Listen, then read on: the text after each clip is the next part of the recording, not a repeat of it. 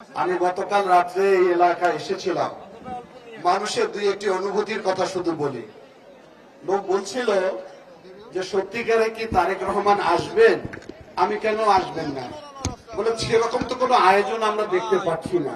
আমি কিরকম আয়োজন বলে, আগে একজন এই ধরনের প্রধানমন্ত্রী তখন সারা রাস্তায় তরুণে তরুণে হেলিকপ্টারের প্যাড তৈরি করার জন্য ব্যস্ত থাকতো, রাস্তায় রাস্তায় আইন শৃঙ্খলা বাহিনী দাঁড়িয়ে থাকতো, কোন নমুনা তো দেখতে পাই না। আমি বললাম তারেক রহমান অসাধ্য সাধন করার লোকে হলেন তারেক রহমান, সেটি উনি প্রমাণ করেছেন। এই অল্প কয়েকদিনের মধ্যে যতগুলো প্রতিশ্রুতি আমরা দিয়েছি রাজনৈতিক ভাবে, একের পর এক সে প্রতিটি উনি পালন করছেন। উনি কথা বলার জন্য বলেন না, কাজ করার জন্য বলেন। নিজে কোদাল দিয়ে মাটি কেটে উদ্বোধন করলেন। এখান থেকে আমাদেরকে একটু মেসেজ দিতে হবে, এই গ্রাম হারিয়ে গেছে তার ঐতিহ্য নিয়ে।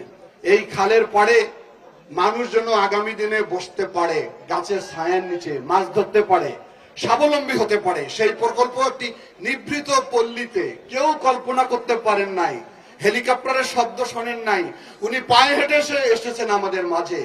এই অসাধারণ ব্যক্তি হলো আমাদের মহান মাননীয় প্রধানমন্ত্রী। সুতরাং অপেক্ষা করুন, দেখতে থাকুন, একের পর এক বাংলাদেশ যে হারিয়ে গিয়েছিল সেখান থেকে উদ্ধার করে একটি ইনশাআল্লাহ।